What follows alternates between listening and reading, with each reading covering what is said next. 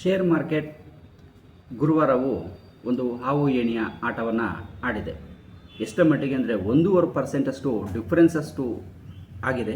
ಕೆಲವೊಂದು ಶೇರ್ಗಳಲ್ಲಿ 2.5-3% ಅಷ್ಟು ಕೂಡ ಡಿಫ್ರೆನ್ಸು ಒಂದೇ ದಿನದಲ್ಲಿ 7 ಬೀಳುಗಳನ್ನು ಮಾಡಿದೆ. ಈ ಒಂದು ವಿಚಾರನ ನಾನು ಮೊನ್ನೆ ವಿಡಿಯೋದಲ್ಲೂ ಕೂಡ ಹೇಳಿದ್ದೆ.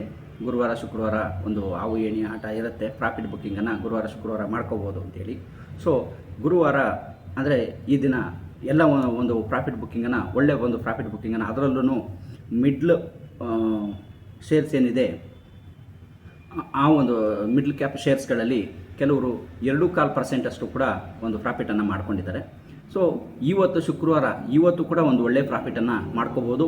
ಸೊ ಇವತ್ತಿನ ಒಂದು ಅನಾಲಿಸಿಸ್ನ ಪ್ರಕಾರ ಮಧ್ಯಾಹ್ನದ ಮೇಲೆ ಶೇರ್ಗಳನ್ನು ಪರ್ಚೇಸ್ ಮಾಡಿಕೊಂಡ್ರೆ ಸೋಮವಾರ ಮತ್ತೆ ಪ್ರಾಫಿಟ್ ಬುಕ್ಕಿಂಗನ್ನು ಮಾಡ್ಕೋಬೋದಾಗಿದೆ. ಸೇಲ್ ಮಾಡೋವಂಥವ್ರು ಈಗ ಫಸ್ಟ್ ಸೆಷನಲ್ಲಿ ಸೇಲ್ ಮಾಡಿದ್ರೆ ಒಂದು ಪ್ರಾಫಿಟ್ ಬುಕ್ಕಿಂಗ್ ಸಿಗ್ಬೋದು ಅನ್ನೋ ಒಂದು ಇದಿದೆ. ಏನಕ್ಕೆಂದರೆ ನಿನ್ನೆ ಒಂದು ಹಾವು ಏಣಿಯ ಆಟ ಆಗಿದೆ. ಸೊ ಇದಕ್ಕೆ ಸಂಬಂಧಪಟ್ಟಂತೆ ಅಮೇರಿಕದಲ್ಲಿ ಈಗ 18,000 ಅಕ್ರಮ ವಲಸೆಗಾರರು ಏನಿದ್ದಾರೆ ಭಾರತೀಯರು, ಅವರನ್ನು ಹೊರಹಾಕೋದಕ್ಕೆ ಹೇಳಿದೆ. ಅದನ್ನು ಅವ್ರನ್ನ ಕರ್ಸ್ಕೊಳ್ಳೋದಕ್ಕೆ ಇಂಡಿಯಾನು ಕೂಡ ಒಪ್ಕೊಂಡಿದೆ. ಇದರಲ್ಲಿ 2 ರೀತಿಯ ಒಂದು ಒಪಿನಿಯನ್ಗಳು ಬರ್ತಾ ಇದೆ. ಅಲ್ಲಿ ಒಂದು ಸಮ್ ಟ್ಯಾಲೆಂಟೆಡ್ ಪರ್ಸನ್ಗಳು ಇದ್ದಾರೆ. ಅವರುಗಳು ಇಲ್ಲಿ ಬಂದರೆ ಇಲ್ಲಿ ಒಂದು ಎಕನಾಮಿಗೆ ಬೂಸ್ಟ್ ಸಿಗ್ಬೋದು ಅಂತ ಅನ್ನೋದು ಕೂಡ, ಅಂದರೆ ಆ ಒಂದು 18,000 ಜನ ಬಂದಿದ್ದರಲ್ಲಿ ನಷ್ಟ ಆಗೋದಿಲ್ಲ ಅನ್ನೋ ಒಂದು ಅಂಶ ಇಲ್ಲಿ ಕಂಡು ಬರ್ತಾ ಇದೆ. ಸೊ ಇನ್ನೊಂದು ರೀತಿಯಲ್ಲಿ ಅವ್ರು ಬಂದಾಗ ನಿರುದ್ಯೋಗ ಆಗುತ್ತೆ, ಉದ್ಯೋಗದ ಕೊರತೆ ಆಗುತ್ತೆ ಅನ್ನೋದು ಕೆಲವೊಂದು ಹೇಳಿಕೆಗಳಿದೆ. ಆದರೆ ಅವ್ರು ಬಂದು ಅಲ್ಲಿ ಒಂದು ವರ್ಕನ್ನು ಮಾಡ್ತಾ ಇದ್ದಾರೆ ಅಂದರೆ ಅವರು ಅದೇ ವರ್ಕನ್ನು ಇಲ್ಲೂ ಕೂಡ ಮಾಡ್ಬೋದಾಗಿದೆ.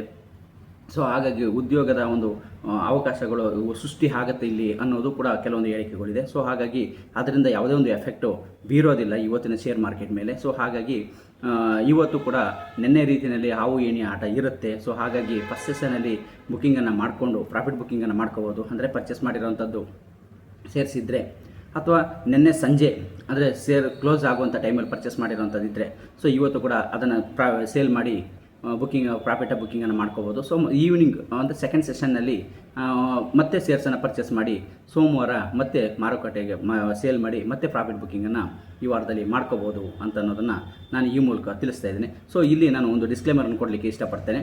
ಇಲ್ಲಿ ಯಾವುದೇ ಒಂದು ಶೇರ್ಸನ್ನಾಗಲಿ ಕಂಪನಿ ಆಗಲಿ ನಾನು ಪ್ರಮೋಟನ್ನು ಮಾಡ್ತಾ ಇಲ್ಲ. ಸೊ ಹಾಗಾಗಿ ನಾನು ಇಲ್ಲಿ ಒಂದು ಸ್ಟಡಿ ಪರ್ಪಸ್ಗೋಸ್ಕರ ಈ ಒಂದು ವಿಡಿಯೋನ ನನ್ನ ಒಂದು ಅನಾಲಿಸಿಸನ್ನು ಕೊಡ್ತಾ ಇದ್ದೀನಿ.